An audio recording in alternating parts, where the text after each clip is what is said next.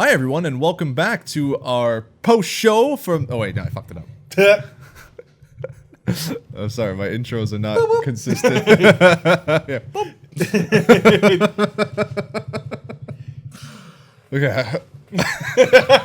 Damn it. Now I got the giggles. I'm sorry. This is what happens when I start getting really tired. I start getting really laughy. Okay. Hi everyone, and welcome to the CGM E3 2016 post-show. We just watched the Ubisoft conference. Ubisoft, the big UB, located actually just down the street from us. Oh, really? Yeah, it's really? right down the street. Seriously? These guys we used to share an office with Ubisoft. Oh, right, yeah. Shout out to Ubisoft Toronto. Yeah, man, you guys... Jordan BRD over here. As your semi-host, Mel had to go get us food. Yes, some good nutrition. I'm Shak Lambert, and yeah, we're just gonna discuss all. Let's talk about what we saw. So we saw all that good stuff. We saw a big old. First off, it started off with the weirdest thing. That Just Dance weird, yeah, whatever that was about. That guys in meat suits and beards and it's like whatnot. Everything is dark, and then just Queen just starts playing. Don't Stop Me Now, and you see all these weird looking people in weird outfits. Yeah, just start dancing all over the place. And I was thinking about the things that happened later. My bad. Yeah. I was thinking about the two guys who came out in the meat suits. Oh, we'll get to that. We'll get to that. But, I forgot about the candy cane and the weird mer people and just. We will. It was like a Katy Perry halftime show. Yeah, it was. I was missing Left Shark. Shout out to Left Shark. Yeah. Yeah. Just Dance 2017 got announced, and the one strange thing that I thought I saw of that whole thing, aside from that whole performance, is that they said this technically the first game we hear that's coming to the NX. Yeah. To the Nintendo's new mysterious console. To be fair, Just Dance was one of the first games that went to the Wii U, so it's not a surprise to me at least. The literal first game, actually, no, it's the first. They're not even putting a Mario or a Zelda. Just Dance is the official first game on the NX. You heard it here first. But yeah, that was the first thing they showed. That was cue for Aisha Tyler to make her grand appearance. Yeah, it's like her third time hosting. She was very on and off. I love her to death. She's great, but hit or miss sometimes. Yeah, she was. There's some points where I was just cracking up. What was that crack she made about the? Some of it was just dropping F-bombs. Yeah, but I mean it's a Ubisoft show. So plus, it's Aisha. She's usually like that. It's cool. You can't help but see. Yeah, you can't help but see her as Lana, right? I was expecting her at one point just go nope. But no, she was I thought she was pretty. No, she was good. It's just it was a couple. It was that one thing that was like that anime fan on prom night sort of esque joke that kind of went because some of them were just kind of like the typical parodying typical gamer per se. I don't know. Don't cut up your fan base, guys. Come on. It was all right. But first, the next game they showed after that was Ghost Recon Wildlands, which is one of the big titles that they're trying to push this year. Semi-okay playthrough. Semi-totally not at all scripted playthrough. Featuring the trademark awful Ubisoft communication banter with people who don't sound like they actually talk in real life. No. I've played constructively and coordinatedly with people online. We don't talk like that whatsoever. I mean, 9 times out of 10, they just don't talk. You just assume everyone knows their job and they get to work. Exactly. But they did show some of the expansive, it's a huge map. Yeah, and it looks really cool. Is it through all of Bolivia or the U.S.? I'm not sure. But it's just the cartels have taken over. Did they actually specify? I don't know if they actually did. Sure. I'm sure there's gonna be multiple maps and big open world-esque kind of maps and locations. Let us know and see. Yeah, let us know what they said because we weren't listening. CGM E3 2016. Tweet us at whether it's Bolivia or the U.S. Because they said they just kind of mentioned the only place I heard them distinctly mention was Mexico. Yeah, and I don't know if that I don't know what else where else they're branching off. That's true, but they did show some of the tactical, some of the abilities and stuff, throwing up drones and it looks very cool. It looks very Rainbow Sixy, CG kind of thing. And some of the cool stuff where you can ride all these vehicles and have cool chases, Battlefield Hardline, where you're just shooting out the car.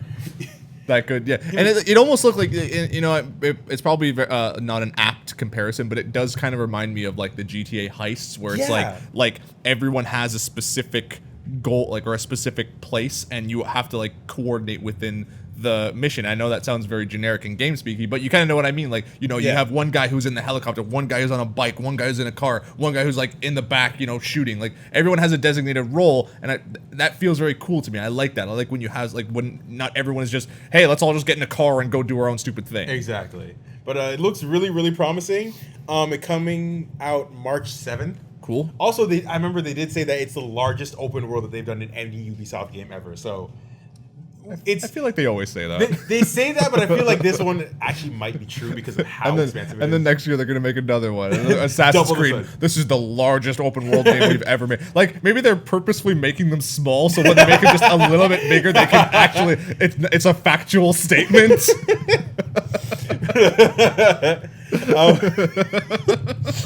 But next up after that was South Park. Yes, the Fractured Butthole looks still a great title. It is. Oh fantastic. my god! Because I actually wasn't super sure where they were gonna go with the whole like superhero element to it, and it's just they are just cutting up like the Marvel Cinematic Universe, the DC Cinematic Universe, like just comic books tropes in general. Like it looks superhero origin stories. And they brought out Trey Parker and Matt Stone to come and talk about the game. Oh yeah, and they're having a Kanye joke. Oh my god, that was great. Come on, the guy. I know. The guy wanted to make a game. He's still making that. It's at E3. No. Yes. I saw a post on Twitter about it. It is happening. Before we go any further, let's just say that I think it's a very, very sweet thing that he's doing, but I doubt that it's going to be a good game. Don't attack us, Kanye. I'm a huge fan. Don't cut me up in a vicious rap. But I'm actually a huge fan too of Kanye. He's great. Fantastic. But South Park, the game. Yeah, they're making fun of all the superheroes. So, like, they bring back the Cune and Mysterion, Super Craig, Tupperware. Oh my god. I don't even know what that was about. Oh, yeah. Why did Token have... Was that Tweak or was it Token? Oh, sorry. No, it was Token. Yeah. I'm not going to do that. You're not even going to say it. I'm not going to make that joke. It's very South Park, so it's not PC in the slightest. No. They showed some gameplay. So the new combat system looks kind of cool. Yeah, I can tactically move around locations. And I like RPGs that do that. Like RPGs that don't they don't make the movement system like sort of like stuck in place. No, not necessarily, but not like crucial to the combat itself, but like you can interact with it in different ways. You know what I mean? And I like it almost. And I think they did make the kind of comparison to like D&D 4th edition. They were almost saying, which I know a lot of people don't like. I don't mind it that much.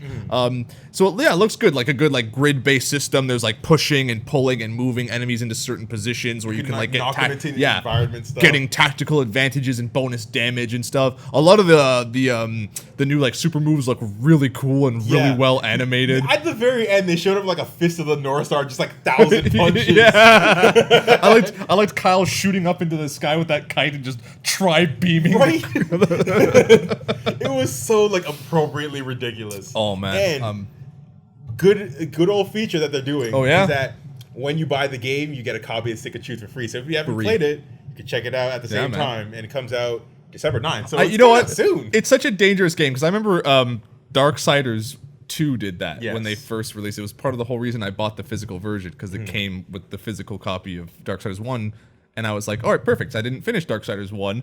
This is my chance to play it.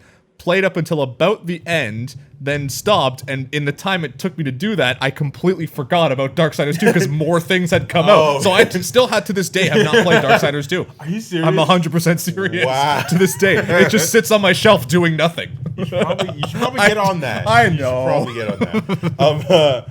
They showed off, once again, they showed Division Underground, the first expansion pack. Looks okay. It looks all right. It looks pretty cool. Looks like the Division. Like we mentioned in the Microsoft conference, where it comes out June 28th for Xbox and PC, and PS4 doesn't get until August. So they're full on like saying it's coming on first over there. Yeah. But I mean, like delayed releases too or like delayed exclusive is starting to become like a thing of the industry now too, right? Because instead of like exclusive games, we'll have like exclusive time. Yeah, because no company wants to spread themselves too thin, like and like separate their market, right? You know what I mean? So like of course it's going to come out on every console, but it gets to come out on Xbox first. So I mean, true. if you're patient enough, you can just wait for it. Yeah. They announced 3 exclusive outfits because they're celebrating Ubisoft's 30th anniversary. So the big they're 3. getting the rest of the Tom Clancy family. So you get 3 outfits on Ghost Recon, Splinter Cell, and Rainbow Six. Yep. And it just made me kind of sad that they didn't just throw a Rayman outfit in there just cause. They did throw a curveball on Yeah, you know what I mean? It's like a bright rabbits. purple, like big, like your arms just disappear, just white gloves. Yeah, you get a rabbit's outfit. Big rabbit's head. It's like a rabbit's with a gun. That's just scary. Rabbits got guns in one of the games. They had those stupid plunger guns. That's true. They were but horrifying. Then they also just recently announced the second DLC pack, which is Survival. Where that it's looks focused kind of on like more extreme weather conditions. Yeah, so you can be fighting in big like blizzards and stuff. Which is kind of cool if they actually do stuff with like lighting effects and like making it really hard to see in that like dense, thick snowstorms. Kind of like the way that The Last of Us did it when you're trudging through the snow and you can't see anything. Yeah. That big shootout, that was really awesome. Hopefully they do something like that. You know what I mean? Yeah, for sure. Next up is Eagle Flight, which is the first of 2 VR games. Yeah, that looked kind of crazy, and I don't know if I'm into it. I love yet. eagles. Eagles are my favorite animal. Eagles, you know what? Actually, owls for me. Dude, I love eagles. And so the way the game's set up is just it's kind of like a sports arcadey type. Yeah, game it looks kind of like football. Quidditch. Yeah, it looked like Quidditch. Basically. Where it's just like Paris is just completely abandoned. There's just animals everywhere. They've taken over. And just eagles are just fighting each other in like a football Quidditch-esque type game. Sounded a good time. Taking each other out, innocent. attacking each other, shooting each other with like, I guess, eggs. Yeah. They're just hurling each other at each other like Angry Birds style. Yeah. VR still looks weird if you're not using it. Yeah, because that's my concern with it. Is that it almost looks like too fast paced that it will be one of those games that gives you like the queasies if you're playing in VR. It feels like the kind of game that would definitely be better just to like a sit down like controller experience. Yeah. But knowing what I know about VR, I don't doubt the possibility that it could be like crazy amounts of fun. Because like once you sort of like set yourself into it and get used to the speed and the motion, I'm sure like the simulation of flying around is probably going to be like insanely fun. Yep. And the funny thing is during that presentation, I saw a tweet from Jim Sterling where he says that all the people sitting on the couch that watching that, it makes you realize that like people who are using VR all together on the couch look like a bunch of confused cobras. Yeah, with no context. Just looking all over the place.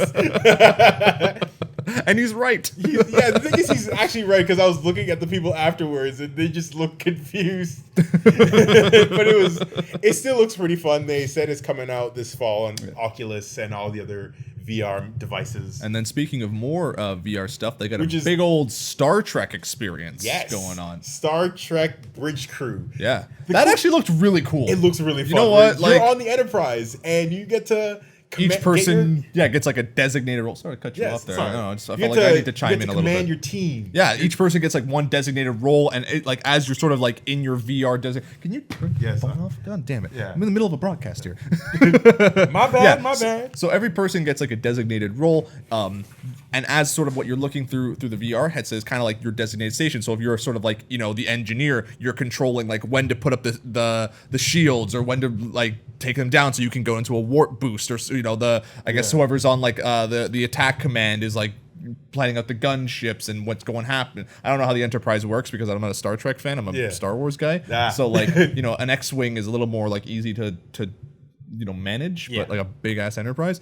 So it looks really cool. I guess what would the captain do? Just sort of tell everyone what to do? Pretty much. He's just sitting on the chair like being diplomatic. Yes. Waiting for that Klingon to show up on the screen. But the coolest part about that trailer was when they brought out like cast members of actual Star Trek. So they brought out LeVar Burton. They brought Jerry Ryan from Star Trek Voyager. They brought Carl Urban from the Star Trek movies. You know what would have been great if Picard just showed up? You know what I mean? They should have brought one from every single Star Trek show. So had someone from like Deep Just Space get Patrick Nine. Stewart on there because you know what? Like he just says some of the most funny things. I would love just if they had just pulled him out and strapped a headset on him and see what he would like get up to.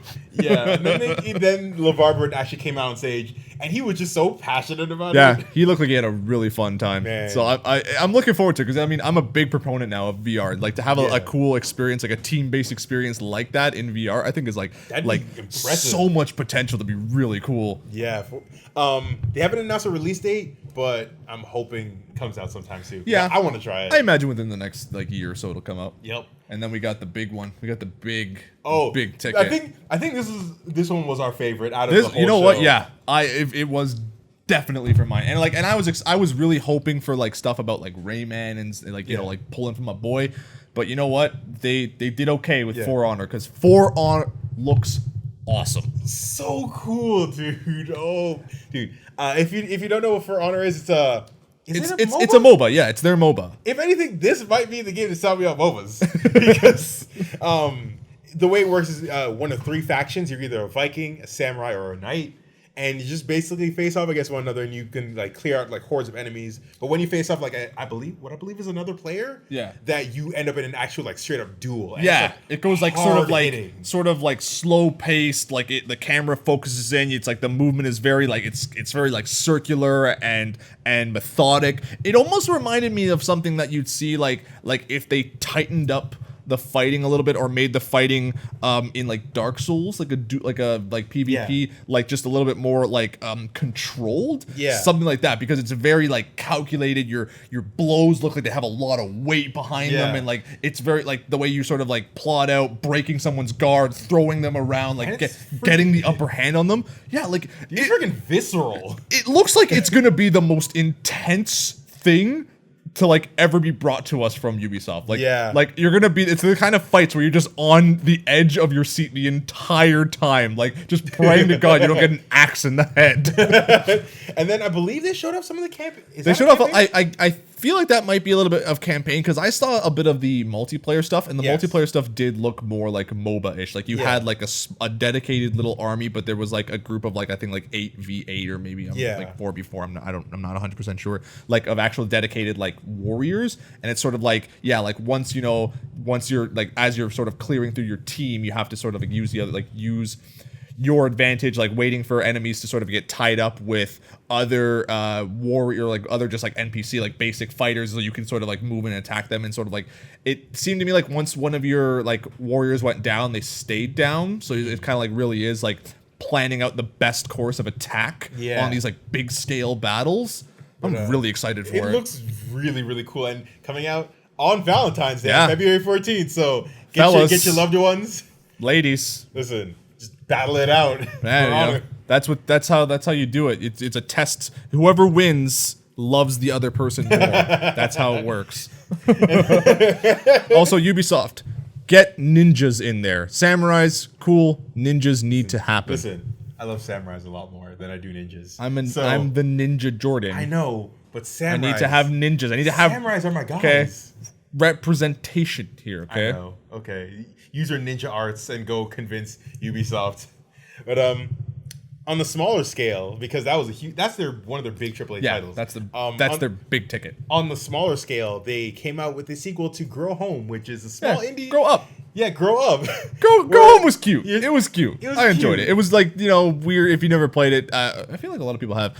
It was free on PlayStation Network. A couple months ago. Yeah, I fell in love with it. It's great. It's like neat little indie physics-based like puzzle, kind of like would you call it a puzzler? Not really. It's like a puzzle platformer. Yeah, very, and it was just really like really endearing. Yeah, just climbing. And so you're still playing Bud, like the adorable little robot, and you still like ride like star planets. Like, the whole goal is to get to the moon, and so apparently you're gonna have a whole planet to explore and just like build.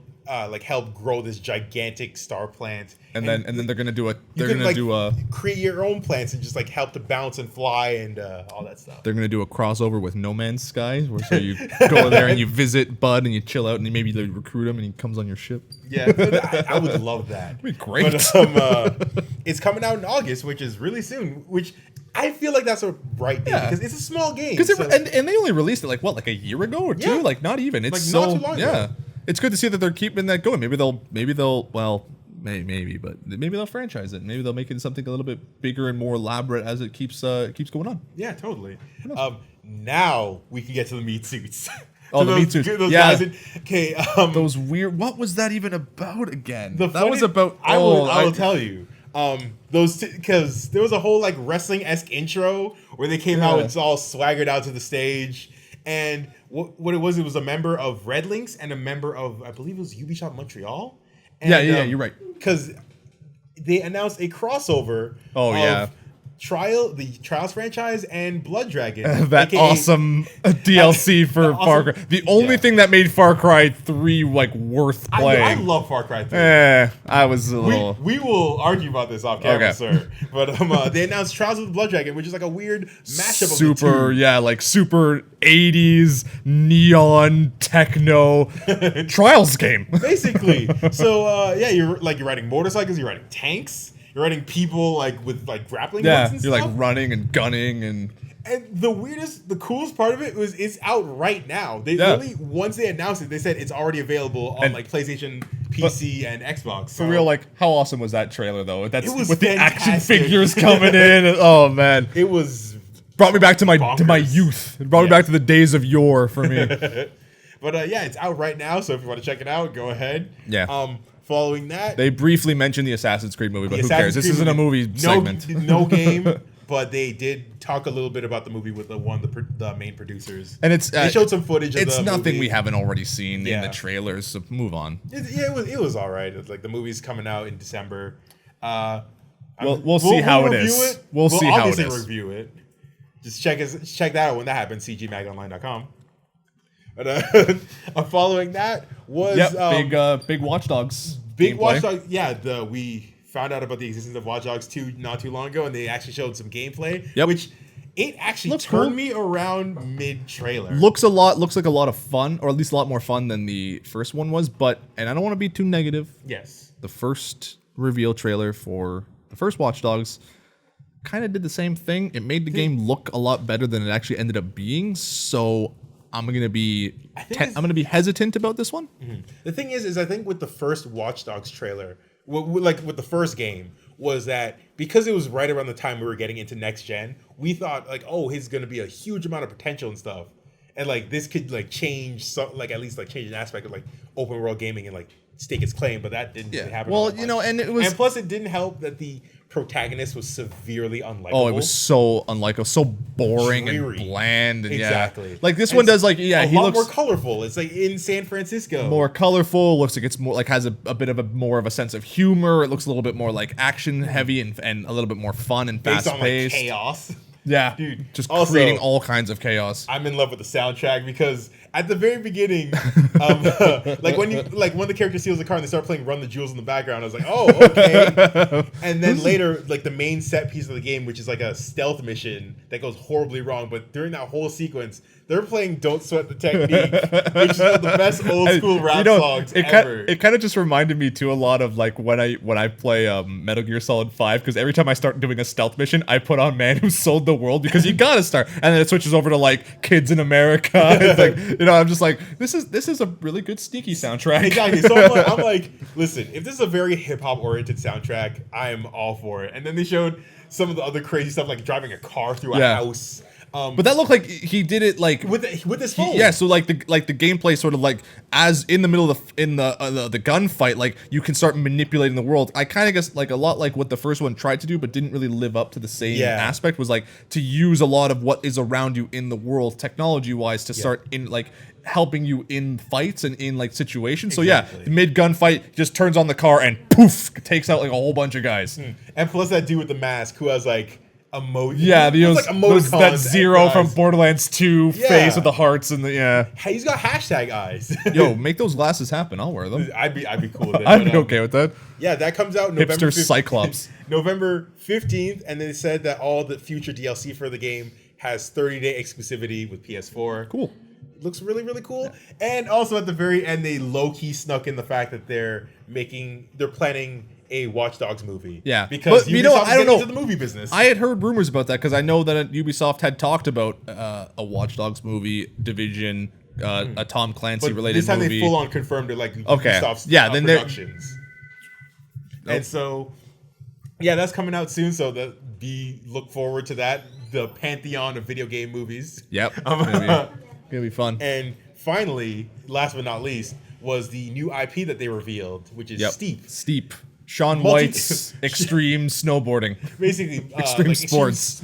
Extreme sports, so like snowboarding, skiing, parachuting, I think. Yeah, and wingsuiting. Yeah, wingsuits. You know what? I don't know, man. I was super bored during that whole thing. I honestly wanted to fall asleep. I didn't think it was that bad. I enjoyed it.